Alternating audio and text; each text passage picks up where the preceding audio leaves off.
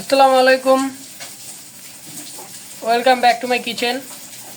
আবারও আমি চলে আসলাম আপনাদের সামনে রমজান স্পেশাল আলুর চপ ডিম দিয়ে। আজকে আমি আপনাদের সামনে নিয়ে আসলাম আলুর চপ ডিম দিয়ে একটি রেসিপি। ভিডিওটি সম্পূর্ণ দেখতে থাকুন। প্রথমে আমি আলুর চপ করার জন্য ছোট ছোট আলুগুলোকে সিদ্ধ করে ছুলে নিয়েছি, সাথে ডিমও সিদ্ধ করে নিয়েছি। আলুর চপ বানানোর জন্য এখানে আলুগুলো মেখে নেওয়ার জন্য আমি এখানে কিছু পেঁয়াজ মরিচ তেলের মধ্যে টেলে নিয়েছি। আমি পেঁয়াজ মরিচগুলো বেশি একটা ভাজিনি, বেশি ভাজলে ফ্লেভারটা নষ্ট হয়ে যাবে। হালকা সামান্য টেলে নিয়েছি জাস্ট। এখন আলু চপ করার জন্য ডিমগুলোকে ছোট ছোট পিস করে কেটে নিচ্ছি। এখানে আমি ডিমগুলোকে আলুর ভিতরে পুর হিসেবে ব্যবহার করব, এজন্য এরকম কিউব করে কেটে নিচ্ছি।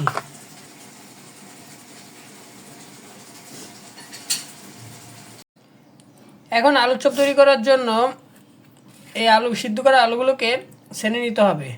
এজন্য প্রথমে এখানে আদা রসুন জিরা বাটা একটু স্মেল করার জন্য এই আলুর চপের ভিতরে আলু ছানার সময় দিয়ে দেওয়া হচ্ছে। এরপর আলুগুলো সুন্দর করে একটা একটা করে ছেনে নেওয়া হবে।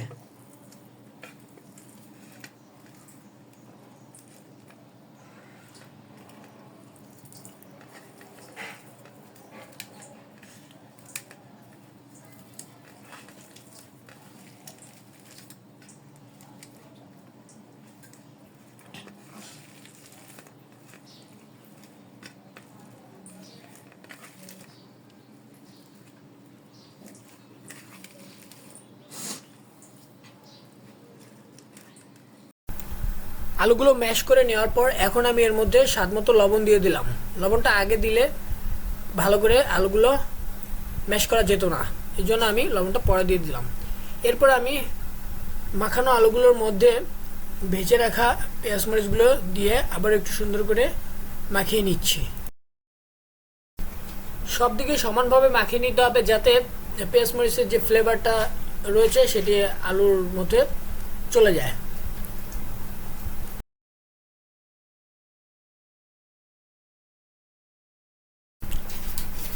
এখানে আমার আলুগুলো সম্পূর্ণ মাখানো তৈরি হয়ে গেছে।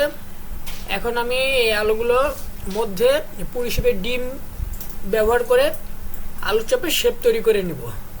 প্রথমে আমি কিছুটা পরিমাণ আলু হাতে নিয়ে নিলাম এবং এটি একটু চ্যাপ্টা করে এর মাঝখানে ডিমটাকে বসিয়ে তারপর চারপাশে সুন্দর করে ঢেকে দিলাম।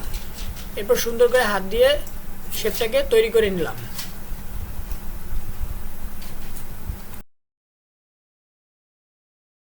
এই যে দেখুন, আমি একটি আলু চপ তৈরি করে ফেলছি। এভাবে আমি আরো বেশ কয়েকটি আলু চপ বানাবো।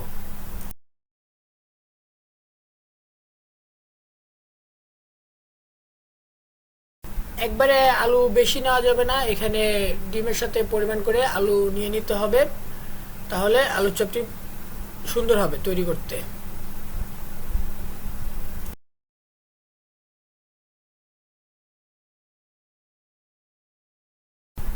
আলু চপটি করার সময় আলুগুলো যেহেতু একটু বেশ আঠা ছিল, যার কারণে হাতে লেগে যাচ্ছিল, এই কারণে এখানে আমি একটু পানি ব্যবহার করছিলাম, যা মাঝে সাঝে হাতে লাগিয়ে নিচ্ছিলাম। তো আপনারা চাইলে এভাবে লাগিয়ে নিতে পারেন, তাহলে আর হাতে আঠাটা আটকে ধরবে না। তো এভাবে আমি সবগুলো আলু চপ, দেখুন এখানে আরও অল্প একটু আলু আমার আছে পেস্ট করা, আমি সবগুলো আলু চপ এভাবে বানিয়ে নিলাম।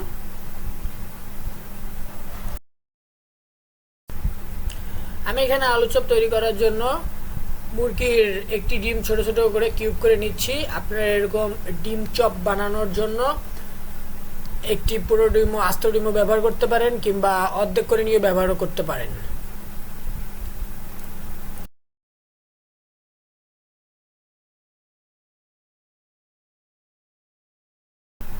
এখানে আমার সবগুলো আলুর চপ বানানো হয়ে গেছে, এই যে দেখুন।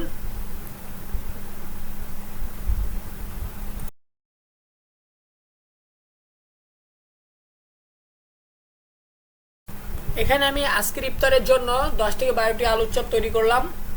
এখন এই আলুর চপগুলো ভাজার পালা। দেখতে থাকুন।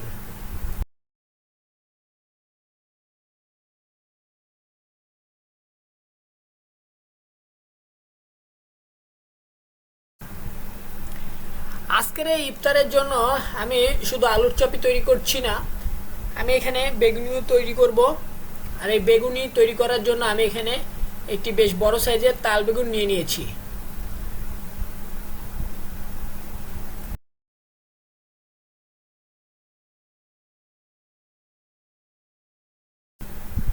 বেগুনটি সুন্দর করে ধুয়ে এরপর মাঝখান থেকে ফেলে নিলাম। এরপর বেগুনি বানানোর জন্য বেগুনির শেপ আমি দিয়ে নিচ্ছি, সেভাবে আমি কেটে নিব। দেখুন এখানে আমি 4 ভাগ করে, এখন এখান থেকে 1 ভাগ নিয়ে পাতলা পাতলা করে কেটে নিচ্ছি। বেশি একটা পাতলা করা যাবে না, তাহলে ভাজার সময় ভেঙে যাবে। এইভাবে করে হালকা একটু পাতলা করে কেটে নিতে হবে।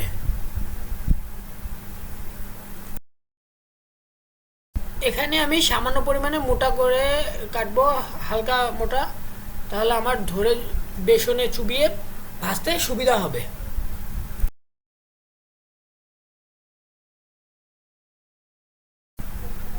এখানে আমার সবগুলো বেগুনি কাটা শেষ। দেখুন এখন আমি এগুলোর গায়ে হালকা লবণ মাখিয়ে নেব।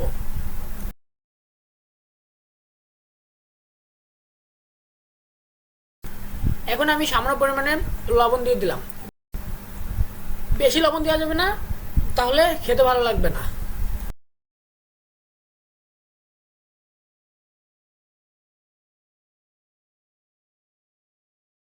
এখন এই আলুর চপ আর বেগুনিগুলোকে ভাজার জন্য আমি এখানে বেসন তৈরি করে নিচ্ছি। আমি একটি পাত্রের মধ্যে এখানে কিছুটা পরিমাণ বেসন দিয়ে দিলাম।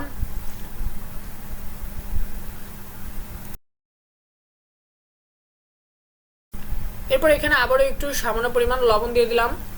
লবণের পরিমাণটা খেয়াল রাখতে হবে, কারণ এখানে আমি লবণ ব্যবহার করছি, আগেও আমি লবণ ব্যবহার করছি, এই কারণে দেখতে হবে যাতে লবণটা বেশি না হয়ে যায়।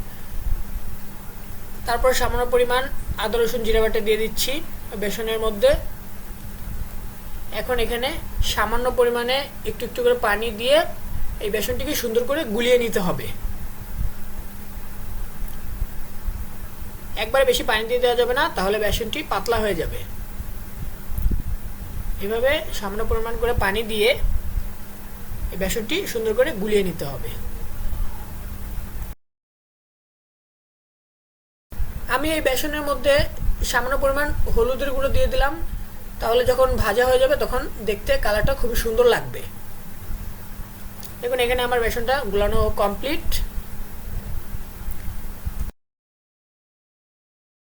ডালের বেসন গুলানোর পর এখানে সামান্য পরিমাণ বেকিং পাউডার দিয়ে দিলাম। এই বেকিং পাউডারটা আমি ব্যবহার করছি কারণ এখানে বেগুনি আর আলুর চপ যাই ভাজুন না কেন সুন্দর ফুলে উঠবে, এই জন্য এটি আমি এখানে ব্যবহার করছি। ডালের বেসন এখানে সম্পূর্ণ ফেটা শেষ হয়ে গেছে। এখানে সামান্য হলুদের গুঁড়ো দেওয়ার কারণে কালারটা কত সুন্দর আসছে দেখুন।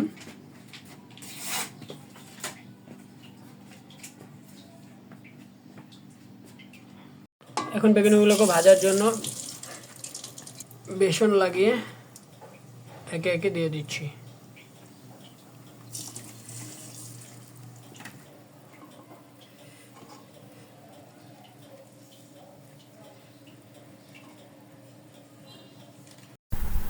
এখানে আমার বেগুনিগুলো এক পিঠ লাল হয়ে গেছে, দেখুন হালকা বাদামি কালার চলে আসছে। আমি এখন এই বেগুনিগুলোকে উল্টিয়ে দিলাম। এভাবে আমি সবগুলো বেগুনি এখানে ভেজে নিলাম। দেখুন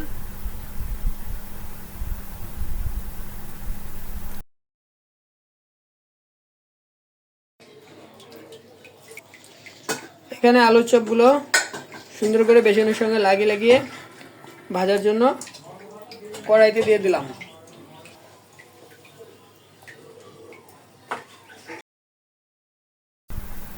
আলুর চপগুলো দেখুন কত সুন্দর লাল হয়ে গেছে। এখন আমি উল্টে দিচ্ছি অপর পাশে ভাজার জন্য।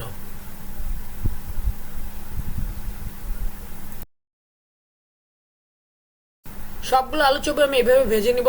দেখুন তৈরি হয়ে গেছে আমার আলু চপ বেগুনি, দেখতে কতটা সুন্দর লাগছে। আর আপনারা সহজে বাসায় এভাবে আলু চপ বেগুনি দিয়ে ইফতার করতে পারবেন, সহজে বানাতে পারবেন। আজকের ভিডিওটি এ পর্যন্তই। আপনাদের রমজানের মধ্যে একটি ভিডিও শেয়ার করলাম আলুর চপ আর বেগুনির রেসিপি। আপনারা সবাই আমার চ্যানেলটিকে সাবস্ক্রাইব করে আমার সঙ্গেই থাকবেন। আল্লাহ হাফেজ।